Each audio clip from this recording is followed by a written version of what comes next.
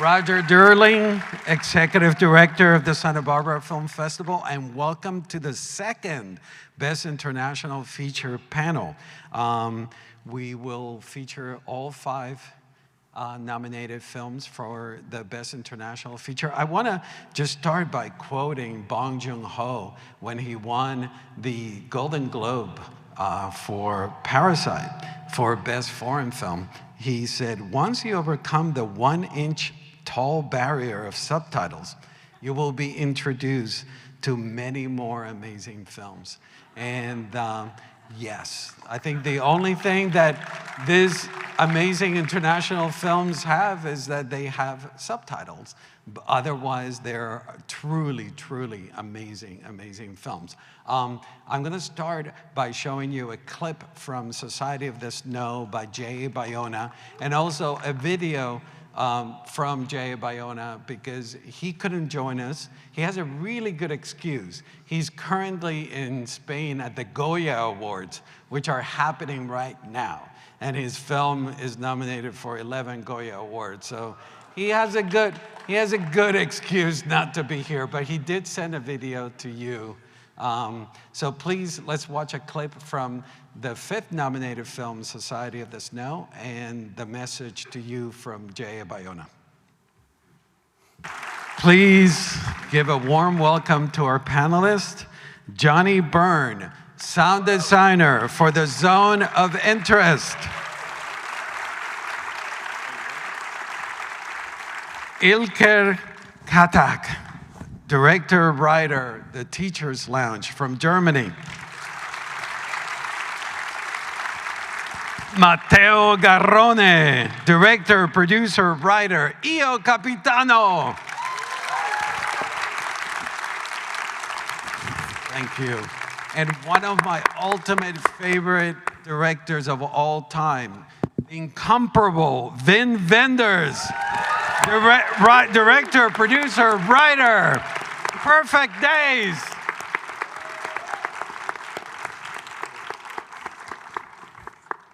So I am going to talk individually to each panelist about their film. And right before I talk about their film, we'll show a clip from the film. And we'll roll that way. And we're going to start with a zone of interest. So, so please enjoy the clip from the zone of interest. I was remiss to tell you the plot of Zone of Interest. It takes place during the Holocaust in Auschwitz, and the Commandant Rudolf Höss and his wife Hedwig strive to build a dream life for their family in a house and garden beside the Auschwitz camp. The film has 5 Oscar nominations besides Best International Feature, Best Picture, Best Director, Best International Feature Film, Best Sound, Johnny Byrne, and Best Adapted Screenplay. Johnny, I want to ask you, how was it for you to work for a film that pushes sound forward? You know, it's part of the screenplay. It's so integral to the storyline of the film. I don't know. I mean, to be honest, I don't think I was particularly even aware of that, because you make a film in a microcosm of you and the people with whom you make it, and you're just making the decisions that seem right. I know Jonathan said, we will make this film and the sound will be very important, and the script never actually said the specific details of the sound that went in, but certainly no, I was just making a film, and I'm surprised by, I'm delighted with how well it's being received, basically. You plotted a script that was, there were 2 scripts, more or less, right? There was the script of the visuals, and then there's the sound script. Can you tell us about that process? Right, yeah, right from the beginning. John said, it's really 2 films, the one you see, which is a family drama, and the one that you only hear, which is kind of a horrorscape. And as Jonathan said, arguably that is actually the film. And really the process of filmmaking was 2 or 3 months in Auschwitz with 10 hidden cameras and takes that were 1 hour long, which was the length of the memory stick, and so that the actors could really feel like they were in place in 1943. And really, John wanted to shoot it very much like a documentary, and then we went through the process of editing and mixing that and completing that as a film before we went to the process of adding the horrorscape onto that, which was about a year into post-production. And that was something that actually began about a year before filming, which was John handing me the script and me saying, oh my goodness, I need to become an expert on what Auschwitz sounded like in 1943. And that was, 6 months of very in-depth research and huge immersion into the Auschwitz Memorial Archives and all the available literature, in bookshops and online and everything, but understanding what happened and reading witness testimony. And John said to me, I'm going to go and film this film 1, and in a year I'll be back, and you need to be able to play to me what that sounded like, and so that we can apply it to the film. You and I, the last time we saw each other, we spoke about the fact that visuals were able to justify and understand, but then sound is emotional. And the fact that we have to reconcile the visual and the sound and that balance, can you talk a little bit more about that? Yeah, I think, obviously sound is really powerful, and obviously I would say it, but I think it's underlooked, but sound has a connection to our primitive brain in a way that visuals don't necessarily have. And you immediately, when you hear something, you append a memory or an object to that, and when you look at a picture, you process it, and when you hear a sound, you react to it, is what I think. And I think that that's an enormously powerful aspect of the zone of interest. And the other side of it is obviously that for Jonathan, it was mandatory to never go inside the camp, and to never, he had no interest in showing to people things that we already know, the images. And so therefore, it seemed a good way to do it, to draw images in people's head based upon, the knowledge that we have collectively of that period in time. For those who haven't seen the film, you never see Auschwitz. You're totally inside the house and the garden, and all you do hear what's happening next door. So you hear the trains arriving, you hear people being shot, you hear horses, you hear people crying, etc. But you never see it. For just so you understand what we're talking about. That's right. Jonathan described it as, we'll be watching Nazis in the Big Brother house, and that will be a documentary about this family, and everything's in mid-shot, and there's a critical distance at which we can not get too close, but be able to view these people and see ourselves in them, because ultimately that's the point of the film. And then on top of that, we at a later stage, included the sound that they were ignoring, basically. There's a period of adjustment that happens in the film. The first 5 minutes of the film or so, we're in complete darkness, and we hear sounds, this sort of symphony of sounds. Can you tell us about you and Jonathan including that introduction to us? Yeah, it was kind of weird actually, because we did actually, like I said, we did work on the family drama film before we put any of the horror sound on. And in the making of that, Mika Levy, who wrote the score, actually created an enormous amount of music. 40 minutes was, the whole first 40 minutes of the film had a beautiful score on it. And it was only when we came to include the horrorscape that we realized that what Mika's score was saying was this didn't really happen, and it made it a dramatization. And so we removed it, and Mika's score was then pushed to the margins, and an overture seemed a fantastic way of introducing people to the idea of put your bag down, turn your phone off, and more than that, it sort of said use your ears, but that was kind of a byproduct really. But yeah, so there was that, and the the end piece of music, which is the other, hugely significant piece over the credits, was actually something that Mika described to me about 4 years ago about, scatting voices and how they saw that working. So that was always going to be there, basically. Yeah.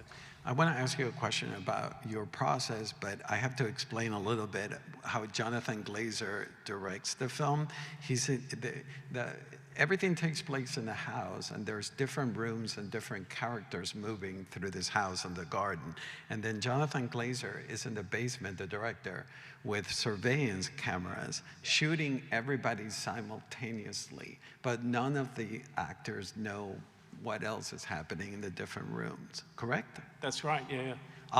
My question to you is that when you watch the film, your sound design, people go in and out of rooms, they go indoors and outdoors, and calibrating all that, it's just insane how you were able to do it. I'm so glad you asked. My mother once said to me, "What do you mean you do the sound on films? They sound all right to me." And I thought, well, there is more to it than that, but it's we had hidden microphones everywhere, and the process of making the film was about being immersed in the house. And during the filming, there would be simultaneous scenes happening, and there would be Rudolph would be in his office with the IG Farben executives, and the mother would be in the kitchen, and Elfrida would be upstairs with the baby, and the boy would be banging the drum. And all those things were happening simultaneously, and we had an enormous amount of microphones, so every take would have 25 tracks, and I could follow the sound around the house and make a credible immersion. It's quite often in a film that, particularly the more sort of blockbustery films where sound will have a single focus, and it will be dialogue or music or a narrative sound effect or something, whereas what we had here was a very all-encompassing, full of all the kind of awkward sounds that normally your brain filters out, but also in the process of filmmaking you would remove because they're kind of scrap. But so we made an immersive, multi-textured house, and then put the camp on top of that. I'm glad you brought that clip because that is, to me, the most harrowing scene in the movie. There is the commandant outside in his house and smoking a cigar, and then you hear the atrocities that are happening next door. Can you tell us about working on a film like this, and was it difficult for you to live in this environment? Yeah, hugely. I mean, that particular scene, the Rudolph in the garden at night with the cigar, and it was many months of reading witness testimony. And obviously, what we're hearing there is the gas chambers, and that and the testimony that there would be screaming and there would be banging, and the guards would start motorbikes in order to attempt to preserve the sanity of the other guards and the people in the house, and to block the sound out. And so, everything that you hear is based upon kind of true witness accounts. Yeah, definitely. I mean, obviously I wasn't there, so I'm lucky. But yes, it was. I think I can speak for everyone, certainly who worked in post-production, because during the filming of the film, they didn't experience any of the sounds that were placed on it. But in post-production, I know all of us were very glad when it was over. And Jonathan has promised us a comedy next, so we're looking forward to that. I want to ask you, in the middle of the movie, there is this soundtrack that we hear by Joseph Woll, and the song is called Sunbeam. Yeah. That was an actual Holocaust survivor, and that he wrote the song in the Holocaust. Can you tell us about finding that recording and the usage in the film? Yeah, so I mean, so that is a true story. The young girl who Jonathan met, that girl Alexandra, she was called. She was 93, and sadly she passed away last year. But not before she told Jonathan that she would hide apples for the prisoners in a quarry to which they were often sent for their work detail. And that's what the night vision footage is, and it's such a sort of alien benevolent act. For me, that's how it comes across. And yeah, so one of the things she found during that time, during her nights was a piece of music that was written in script. And yeah, so it's a story that was something Jonathan was told firsthand. And what was it for you as a sound designer to find the original recording and use it in the film? So that wasn't the original recording, but what was left was a musical piece of paper, a musical annotation, and the recording that we hear in the film is the girl herself playing it on the piano from the exact piano from her apartment in that time period. Yeah, but it is his, and that is Joseph Wolf's voice. And so yes, it is. Yeah. Well, congratulations on your nomination, and thanks for Thank you so much. being here. Yeah. So next is the Teacher's Lounge from Germany, and the director Ilker Katak. And the film deals with it all takes place in a school, and when one of her students is suspected of theft, teacher Carla Novak decides to get to the bottom of the matter. Caught between her ideals and the school system, the consequences of her actions threaten to break her. The film is nominated for Best Feature Film and has won several awards, including 2 awards at the Berlin International Film Festival. Let's take a look at the Teacher's Lounge. The whole film takes place in that school. And the school itself and what happens in it becomes this allegory of our society today. When did you decide to, how did it come about deciding to set it all inside that school? Yeah, so when we first had when we were talking about the first ideas, she still had a private life, that teacher. She had like an apartment and friends, and and then we wrote the first draft and kind of felt like, this feels unnecessary. Because we thought, we discussed, my co-writer Johannes and I, we discussed like, what actually does say something about a character? And then we said, okay, it's not about if she's a dog person or a cat person, or if she's eating cheese or sausage in the morning. It's about how you take a decision. It's about how you take a decision under pressure. That reveals much more about a character than anything else. And then we said, let's try and make this whole story work in that one school. And the moment we were thinking like that, it was just like the key to everything. All the problems got solved. Everything came together, and we very quickly realized that this closed system of a school is not just great production-wise, because you get to have much more time with your actors.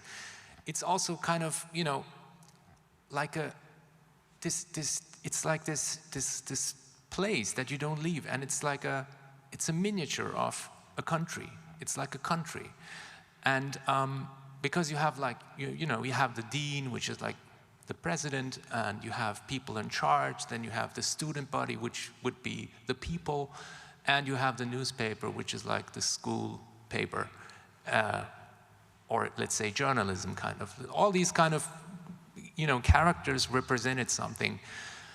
And then we looked at, observed what's going on in our world, like the search for truth, how elusive it has become, and how we have been introduced to alternative facts, and how AI makes things even harder.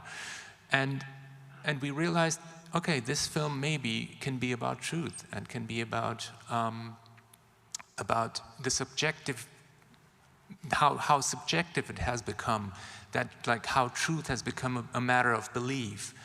And that was like very apparent the moment when we said, okay, let's just keep it there. And it's far more richer, because you also deal with racism, you deal with prejudice, you deal with between this thin line between dictatorship and and presidency. Is that all those themes is something that you were discovering as you were making the film, or? So yeah, I mean, I was, for me it was just very clear that once you make a film about education or about school, you have to get the research right, otherwise you can already prepare for a shitstorm. It's very sensible. And then we went to different schools and talked to a lot of educators, and we realized that every school has their own policy. And there are those schools that are more like, there is zero tolerance, there is law and order kind of mindset.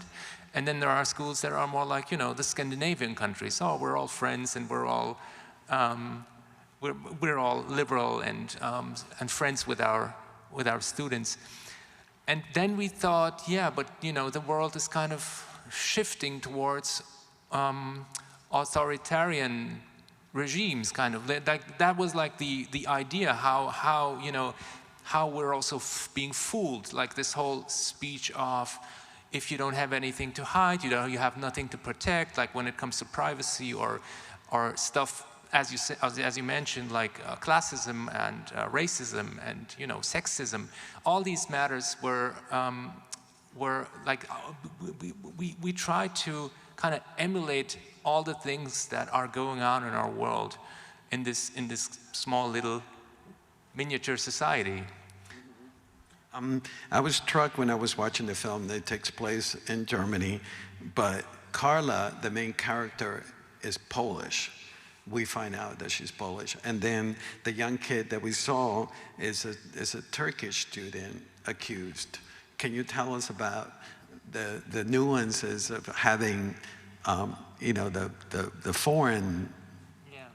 So I grew up in Germany as a Turkish kid amongst Germans, and my co-writer Johannes grew up in Istanbul as a German kid amongst Turks. And yeah, he was the son of the priest, of the local priest, and that's actually where we met.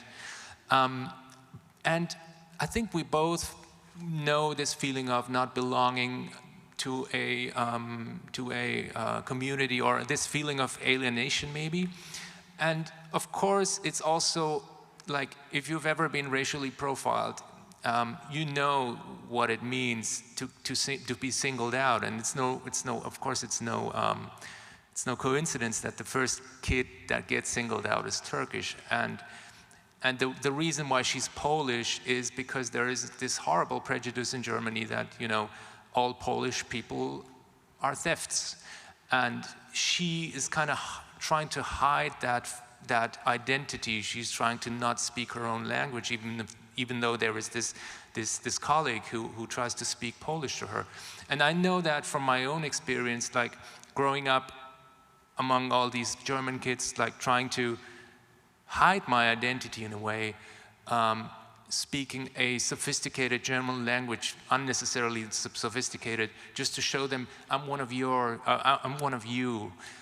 So kind of assimilating to your environment, and trying to hide the fact that you have brown hair. So all these kind of feelings, mixed feelings, have found their way into this film, I think. It takes place in a classroom, and we see all the different kids. I was so impressed by the fact that although you may have extras as kids, each one resonates.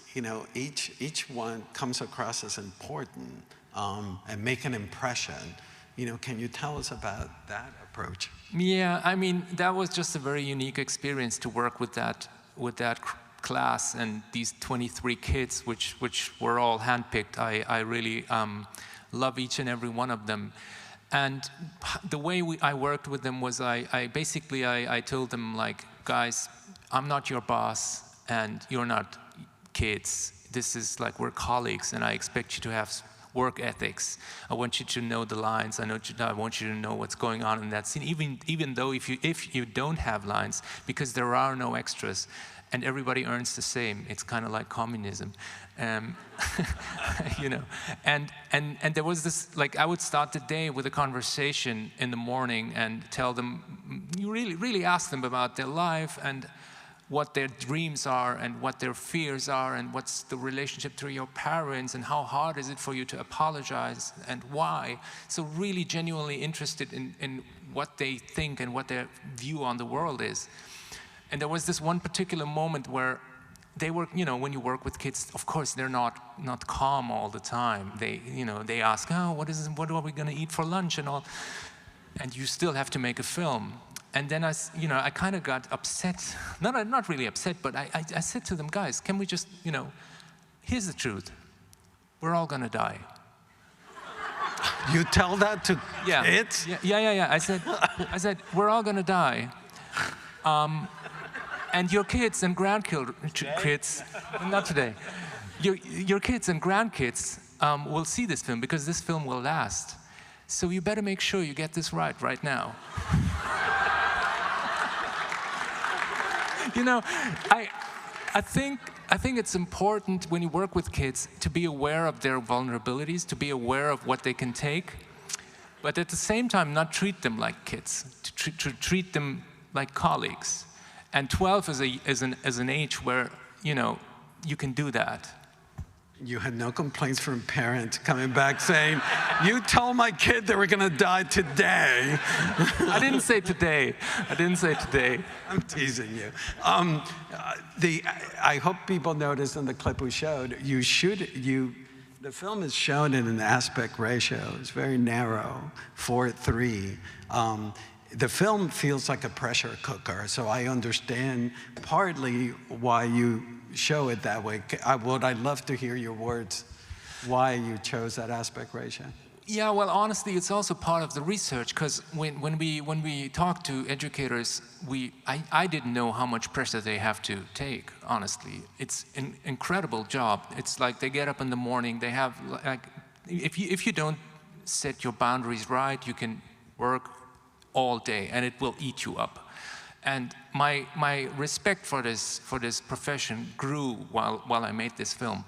And this whole pressure they have to take and endure was a conversation with my DP, Judith Kaufman, who's like a great person because she's and a great cinematographer because she's thinking out of the story and never goes on set and just looks for her great imagery. Always like, okay, if it's pressure, then let's find a way to create that pressure. And 4:3 was kind of the, you know, the way to create that sense of a prison that we're not getting out of here.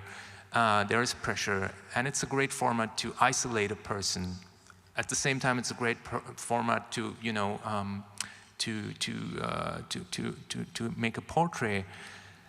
And we both hadn't worked in it. We both hadn't worked in that format. So ultimately, you're also looking for ways in this job to keep your eye fresh. And the moment you have to, you know, how do you say, cadrage, make it, you know, see the image in a new way. It's like a fresh look at your own image, and those were the reasons, basically. You talked about imagery. The Rubik's Cube we saw in this clip, it becomes this big symbol in the film. How did you arrive into using the Rubik's Cube? Yeah, so when we talked about what this teacher should be teaching, in Germany you always have two how do you say, Fächer? Classes, so it's sports. So we said sports because it's like this community and, you know, team building thing, and math.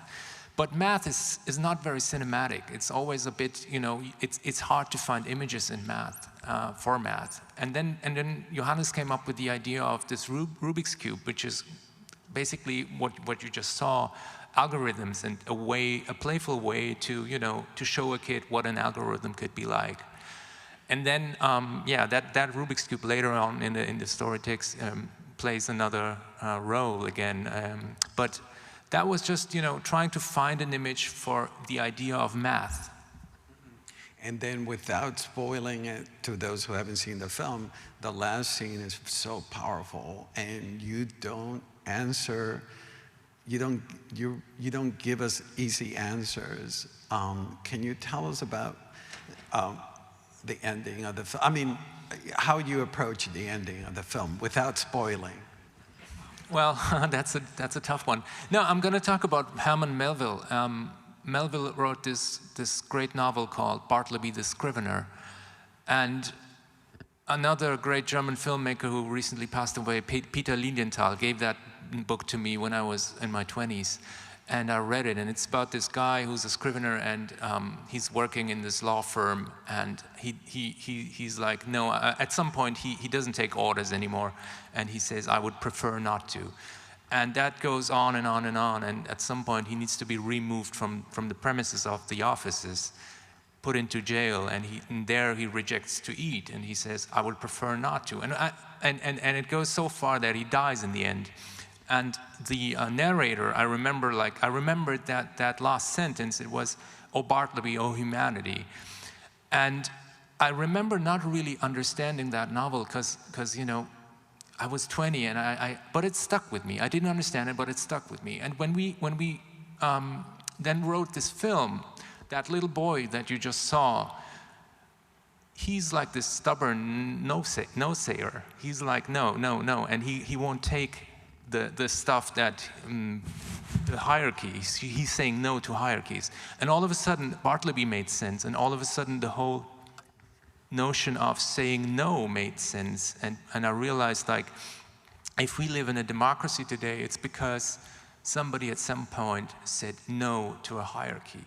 And that's how we came up with that last image, the boy and the king. You know, for those who haven't seen it, it's a bit cryptic now, maybe, but that was the idea. It's very powerful, and thank you so much. What an incredible film. Thank you. And congratulations. And now, Io Capitano from Italy, directed by Master Matteo Garrone.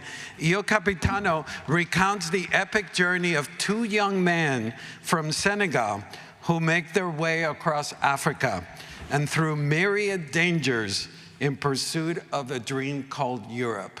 Here is Io Capitano. Matteo, we have seen countless of migrant stories in film where we see the migrants arriving, you know, to the United States or to Europe. You flip the coin. You flip the point of view. You actually take us through the eyes of the migrants and their journey. Can you tell us about having to do that and the importance of doing that, the necessity of doing that? Yes, we decide to to make a reverse shot from what we used to see.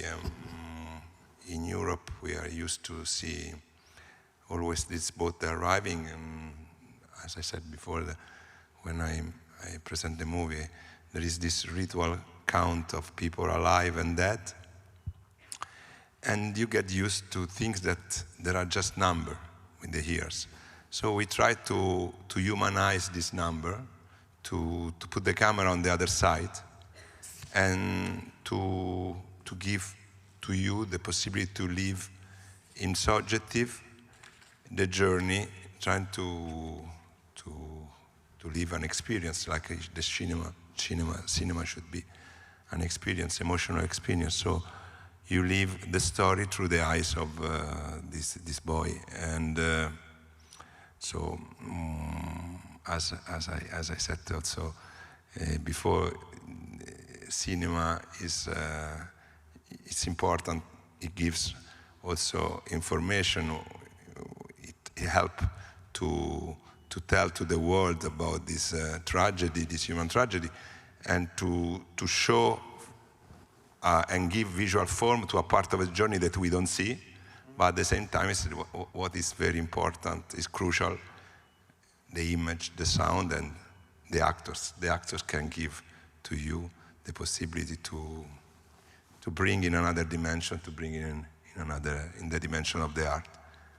And And so I have here the actors that came with me, Seydou and Mustafa. So I would say thanks to... First-time actors, and they're remarkable.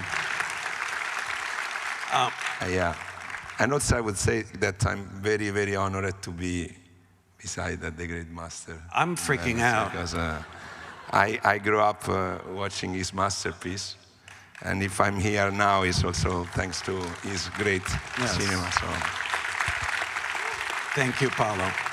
You say what I'm feeling. I'm like freaking out, but he's amazing.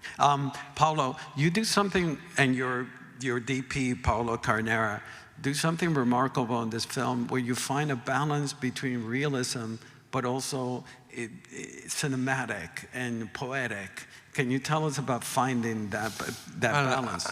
Yeah, it's this clip that you've seen it was very, realistic, almost documentaristic, and remind me to a movie that I've done a long time ago that was Gomorrah. But also the movie, it's very close to, it is a sort of dark fairy tales. I would say anomeric fairy tales because they are the carrier of the contemporary epic. So this is an adventure, epic adventure. And so I think there is Gomorrah, but there is a lot of Pinocchio also in this movie. Correct. That is my last movie. You brought that up because so I try to mix, I don't know how, but we try to mix the dimension abstract of the fairy tales, and we know that the fairy tales are true, and an approach more almost documentaristic in some part. And yeah, we wanted to be very respectful and true and simple, because as I said before, 30,000 people have died in the last 10 years for make this journey. So it was very important to be true and authentic, and we made the movie all together. I mean, I had the privilege on the clip that you saw, all the people beside the two actors were real migrants. They were people that made the journey for real. So when I was on the set, during these 2-3 months that we worked together, they were co-directors. So I have to say that sometimes I felt like I was the first spectator on the scene. So we made the movie together, and I've been a sort of intermediator. I put my experience, my vision at the service of their story.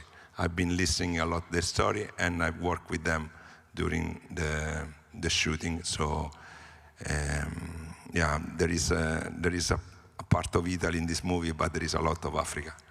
I was struck by the fact that when I was watching the film, I felt I was watching a modern Odyssey.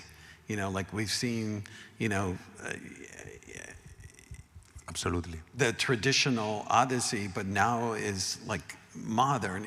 Was that something? No, what I felt when I was listening their story.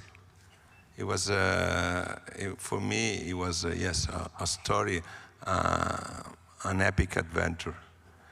When I've been listening the first story, because Io Capitano is with script.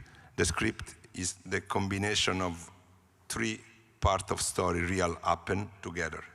And the first story that I've been listening was the last part, when there was a boy that was 15 years old that was forced to drive a boat with 250 people, migrants, and trying to save the life of them and bring them to Italy without know how to drive a boat. And that could be the beginning of a novel of Stevenson, Jack London, Conrad. So when I listen this story, something inside me start to think about this project. But then I said, it was 8 years ago. Then I said, maybe I'm Italian. I come from a situation of privilege, and maybe to make a movie about the migrant, I shouldn't be probably it would be better if someone else, African, do it. So it took years. So I made Dogma, I made Pinocchio, and then after 8 years, it's like the movie came back to me, like to ask me to do it. So you hesitated, but what convinced you to I don't remember what, but I remember that I started to work after 8 years. But I don't remember the moment, exactly the moment that I start. Now I do it. But I remember what I started thinking. I said, with time, with years, if the movie will come out well, will remain. And the color of my skin, the fact that I'm Italian, me, unfortunately, I disappear. I would like to stay, but I disappear. The movie will remain. So it doesn't matter if I'm Italian or not. The movie will remain if it comes up, if we make a good movie.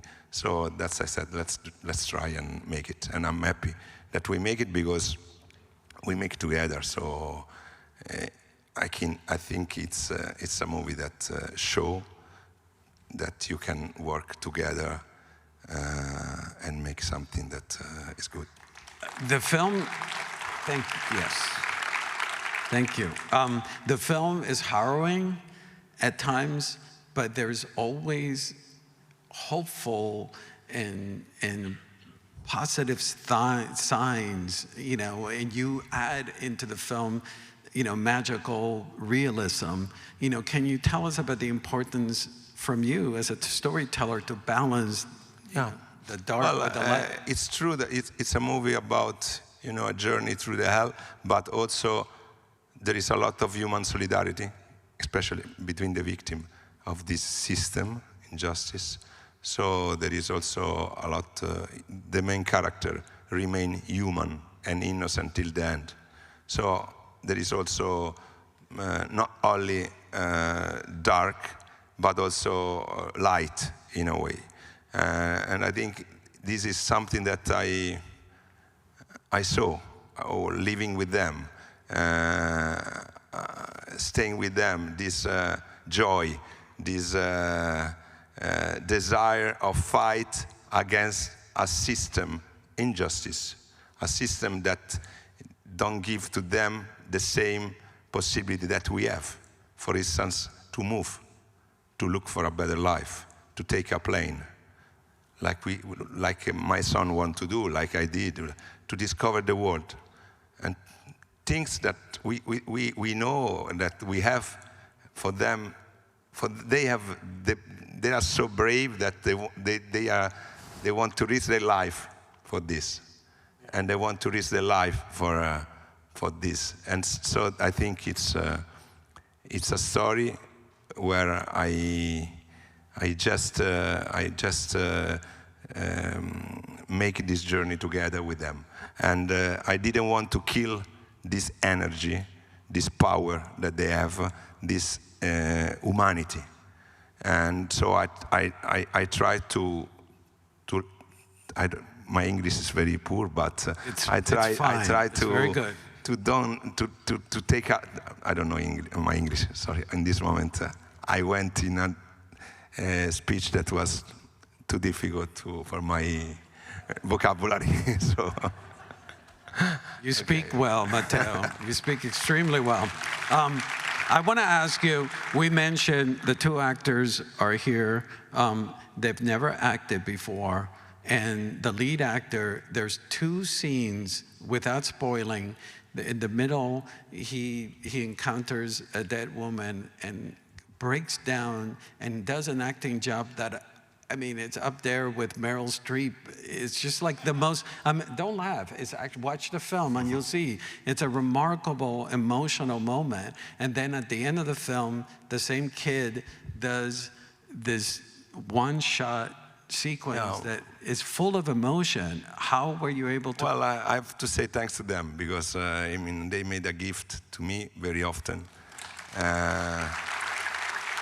They were so pure, authentic. Then in their interpretation, I never see any form of narcissism. They never wanted to show how the good are on doing some scene. They were always very simple. And so, yeah, it was, for me, a joy to work with them, but not only with them, also with all the other actors in the movie, because they were so emotional, and so they give, I think, the power of the movie are their interpretation. I didn't give to them the script. I never give the script because I didn't want that they knew about if they were going to succeed or not to arrive in Europe, because they wanted also, like the character, they wanted to go in Europe like the character. Mustafa wanted to arrive here in the States, so he's arrived. Yeah, amazing. And so I decided to I shoot in chronological way. And so every day, one step, so every day they have a new adventure. And so they, like the character, they were hoping to succeed, but they were very pessimistic about the ending. I'm not going to say how we'll end, but I mean, they every day discover. In the morning, I used to give a tell in oral way. Tell about the script, about the scene, and they took what they wanted to took, and then we went on the set to, and of course the close up at the end is something that happened so rare in the career of a filmmaker. So we were all surprised by what Seydou was. Well, and I encourage all for you to see the film, and that last shot is one for the ages. It's pretty remarkable. Thank you so much, Matteo. Thanks so much. And next is Wim Wenders. For those... Yes, this is one of the greatest filmmakers in history. He's a legend. As he rolls his eyes, this is the man responsible. Time to get nervous. This is the man responsible for Paris, Texas, Wings of Desire, documentary films like Buena Vista Social Club and others. And his latest film is nominated for the Oscar for Best International Feature from Japan. Let's take a look at, oh, I should tell you what the film is about. Perfect Days is a janitor in Japan named Hirayama who drives between jobs cleaning toilets, listening to rock music, and finds beauty in the simplicity of his routine. Here's a look at Perfect Days by Wim Wenders. Wim, when I saw this film at Telluride Film Festival, for 10 minutes, I couldn't get out of my seat because I was so emotional. Your film is so life-affirming, so positive. But when I described the plot to a friend of mine about, oh, what's it about? I said, it's about a man that cleans toilets all day. And he said, that sounds horribly depressing. And yes, in different hands, this subject could have been incredibly depressing, but you chose... On the toilet, so to speak. You chose joy instead. Can you tell us about that? Well, this is not a man who's been a toilet cleaner or a caretaker of toilets all his life. We slowly found out that he must have had a different life. We guess a little bit at it, but he never been told what he was. But we found out through his family, his niece, who was a runaway girl and ran away from home, and she wanted to, the only way out for her was to see the uncle, just to explain it. So his family burst into his life through his niece, and then his sister who comes to pick up the niece again. So slowly we found out he was anything else but a janitor before. He was probably a businessman. He had a privileged life, but then he chose to be a toilet cleaner, and he's very proud to be that, and he does it with a lot of dedication, and he leads a happy life. I wish any of you would be so happy as my man Hirayama. You mentioned all these facts about it, but there's no exposition in the film. We find out everything that you just mentioned by observing. Can you tell us about that approach to the story? Well, this is a film where you start seeing the world through the eyes of one man. This is him. And he leads a very simple life, and you slowly get caught in the way he sees the world, and you adopt to the way he sees the world. Every film does that, as my colleagues know. Every film adopts more or less the view of the world of the protagonist, and you start seeing the world like him. And he has a very friendly look at the world, and for him all people are alike, whether they're bankers who come in his toilet or the homeless person who lives next door to it, they're all alike. And he has the approach of a Japanese craftsman.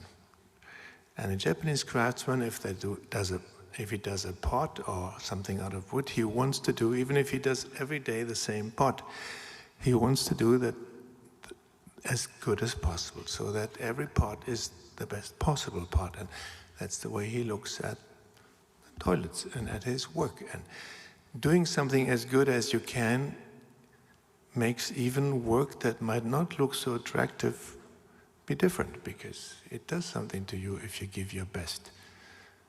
He does have an assistant, sort of a young man who doesn't share that work ethics, and he asks him, Hirayama, why do you go through such trouble cleaning these toilets? They're going to be dirty again tomorrow. Hirayama has a friendly look at him, but he doesn't even want to discuss this issue. We watch his routine over and over again, and every time we watch his routine, we as an audience start noticing new things, and the way we start, and eventually, as the movie continues, we start observing life in a different way. Was that your intention as you were making the film? Yes, that was a little bit the intention, but I didn't want to make it in any way a didactic movie. You live with this man, and you get to know his life, and you start living with him, and you see the way he lives his life, and slowly, and I know this now from experience because I've traveled with the film, people get it, and they understand what it is to be content and why he is so content. And there's this longing in most people I know who see the film, wow, I could maybe live like this if I were drawing a few consequences in my life.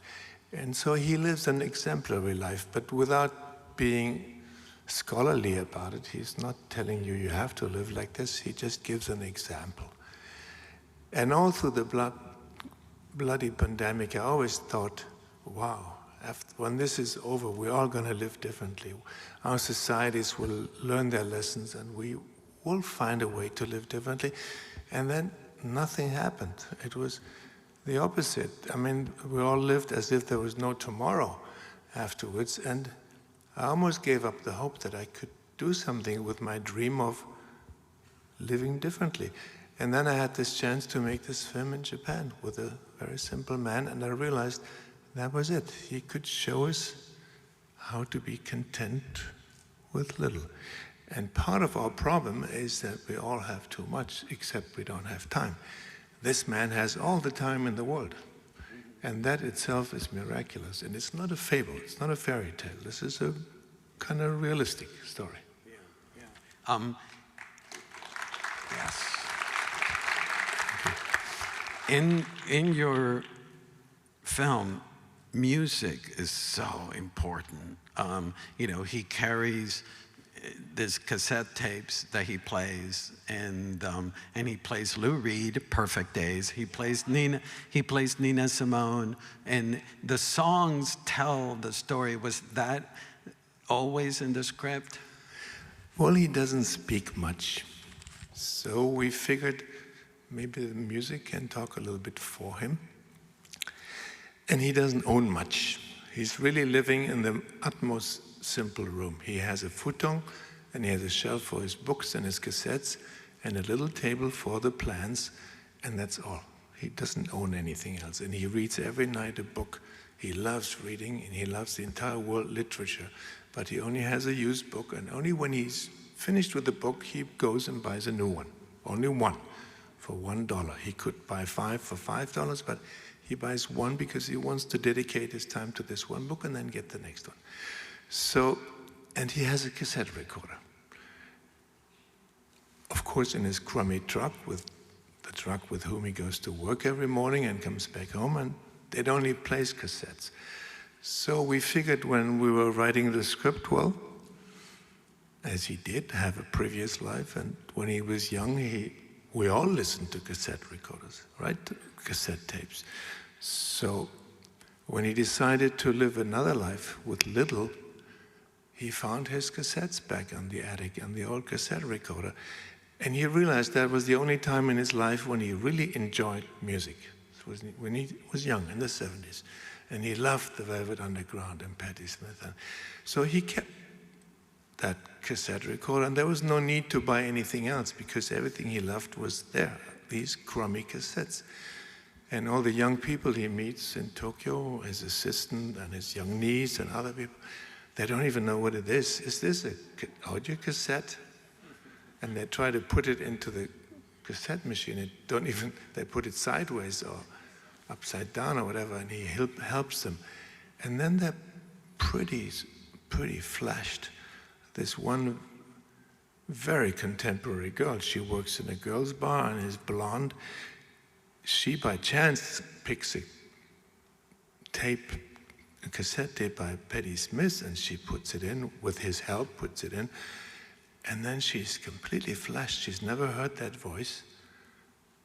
And I swear to God, anybody who hears Patti Smith for the first time in their life, they will be flashed. And of course, she's a contemporary girl. She has an iPhone out right away, Shazam.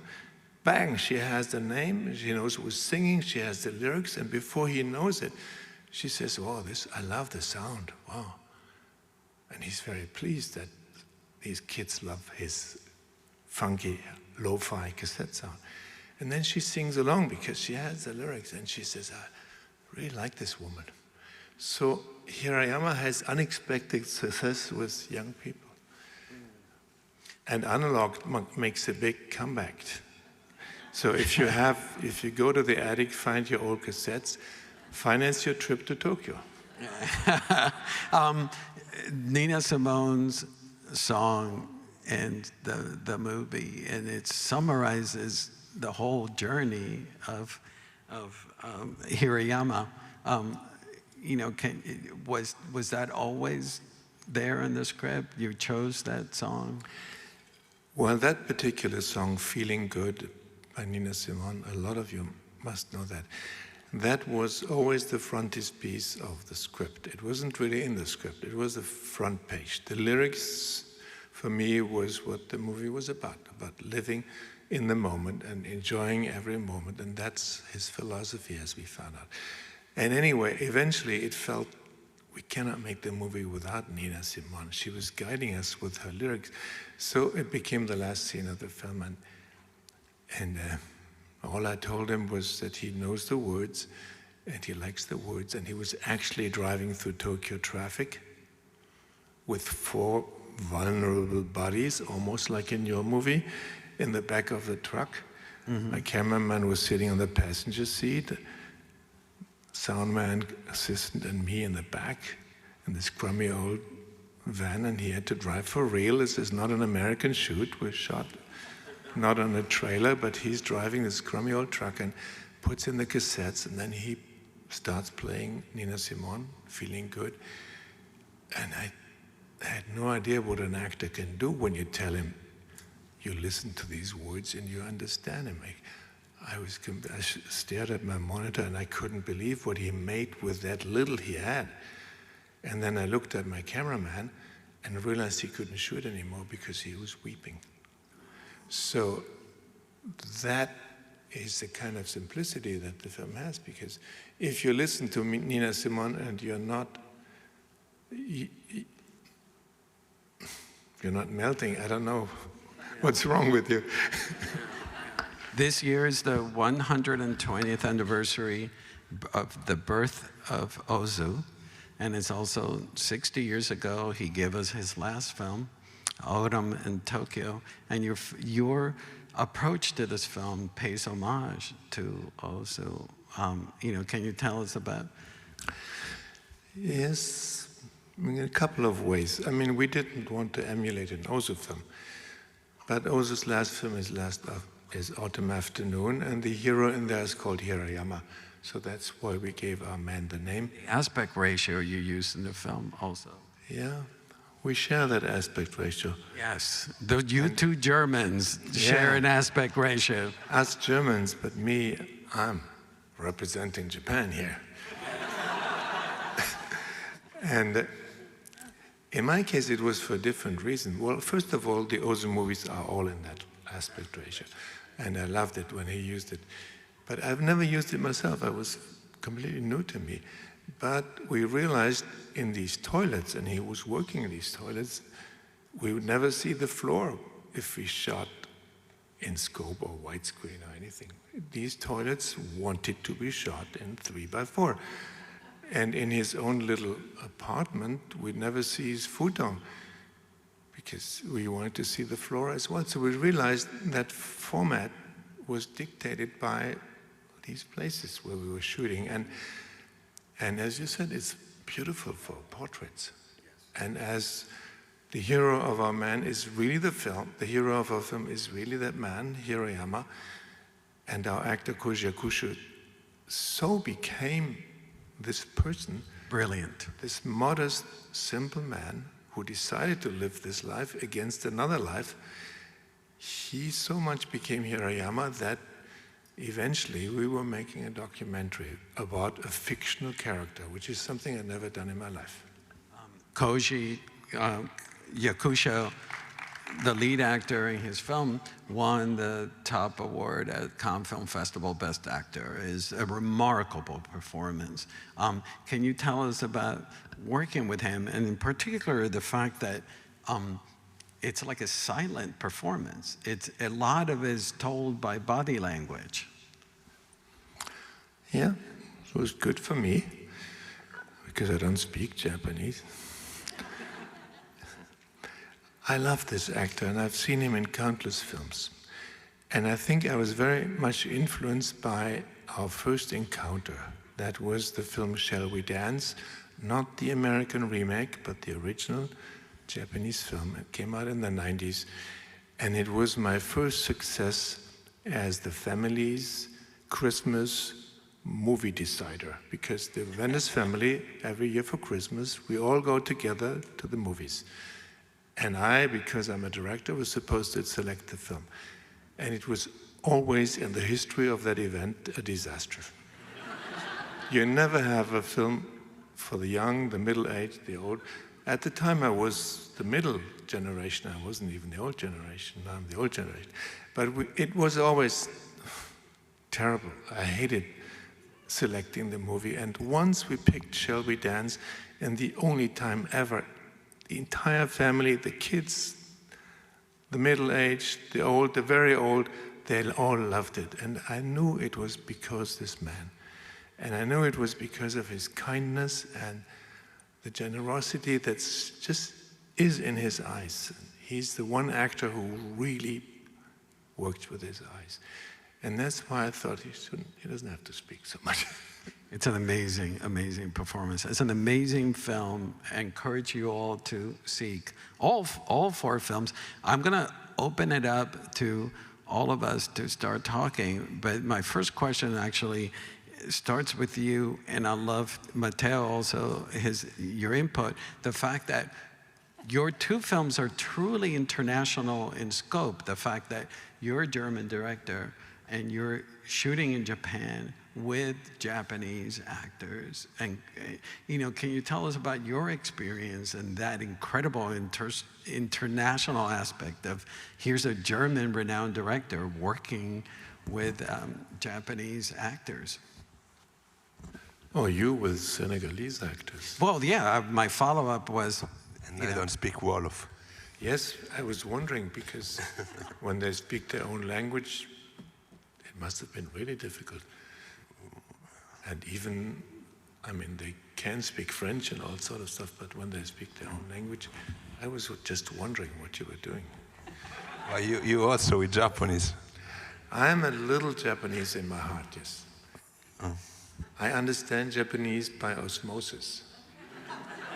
Because my first experience of Japanese was when I first saw the movies by Ozu in New York. I saw 3 of them in the 70s, and nobody had any other Ozu movies.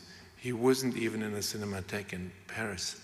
Nobody had a print because the Japanese had always decided he was too Japanese, and these people from the West, they don't get it. So I saw 3 because the stubborn distributor, Dan Talbot, had bought 3. So I then went a year later to Japan and went to the Japanese Film Institute and said, I want to see more Ozu films. And they said, fat chance. We don't have any videos. We have a few prints, but they're all without subtitles. We don't have a screening room for you. We don't have a translator for you. If you can work a steam bag, an editing table, we can put you there in a room and we can give you 20 prints and you can see them yourself. I said, yes. And for a whole week, I was sitting with these 20 Ozu prints, couldn't understand a word that was spoken in any of them. But by the end, I understood the dialogue, I tell you. I saw so many. I knew the word for grandfather and grandmother and father and mother. I knew all the family denominations. And somehow, in my heart, I spoke Japanese. I pulled that knowledge when I was directing Koji Yakusho. Osmosis is called. Yes. It goes through the skin. Matteo, you are Italian, and here you are shooting in Morocco, Casablanca, different languages, Senegalese, is it Wolf? Wolof. Wolof. Can you tell us about that experience and the international scope of that experience? Well, I was very afraid to enter in a culture that was not mine. I told you before, it took 8 years to take the decision. So, as I said before, I was always with them, and I don't speak a word of Wolof. I don't understand Wolof, but I trust them in a way. So I was always asking to the translator, the person that was making the how do you say translator? No, the translator, yeah. Yeah. Did they say something close to the script or not? Yeah, more or less, yes. Okay, so let's go to the next. We trust each other. So I remember that I was directing them, listening the tone, the sound, the tone. That can help to feel. I mean, I can feel from the tone if they were inside or not of the scene. So, and I was a painter before to be a filmmaker, so I always try to be very visual, you know. So the dialogue is important, but I think you should watch a movie also without understand. You should feel something, also if you don't understand the word, because it's a form of art, visiva, figurative, close to, first of all, close to the a visual form of art, close to the painting, in a way. So, in the beginning of the film, when you were painting the way the life they're leading at home. What, at the beginning? In the beginning of the film, we see how they live at home with their family, yes, with his mother. I thought that was so beautiful that really I couldn't help in the back of my head asking, why do they want to leave that behind? Yeah, that's true. It's remind me, you know, because my parents are the great master of the neorealism. So it's remind me movie of the 50 in Naples, You know, I feel like it was in Naples before, you know, the boom, economic boom of the 60s, you know, before, when they were poor, but there was still energy, humanity, with all the family, they still inside of the family, they tell joke in the night. I don't know, there was something that I remember in the Italian movie that I saw when I was younger, and it was important also to tell a story. I think what made me also decide to tell this story was that we were not going to tell a story of migrants that escape from war, like we used to think. Because when we see the boat arriving, we always think that they are escaping from war, like if the only way to arrive is because they are escaping from war. No, we have to tell also that often they come because the globalization, because the social media, because they start to chat with us in Europe, in the States. We send image, and this image make promise. So sometimes they leave because they want to discover this world. Could be an illusion. They probably, when they arrive, they discover something that from the other side don't see. So the background that we know, that's the tragedy of this system. But it's how can I understand them? I was with them. I was with them because the desire of discover the world is something that is so important, human, and you can don't give this. So you're so right, Matteo, because we always used to think that these people leave because of poverty or because of war, but to leave in order to see the world. We think that's our bloody right. Why shouldn't they have the right to see the world? Exactly. So I think that's a fantastic reason to want to leave, to see the world. Thank you so much. And here we have, we have one of the two persons that made for real the journey, that stayed 3 years in Libya in prison, have been tortured, made the desert, and is here. Mamadou.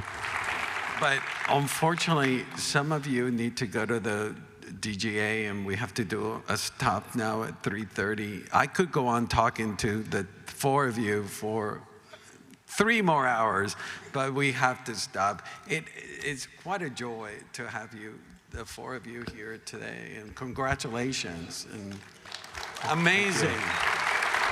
Thank you so much. It's really fun. Thank you.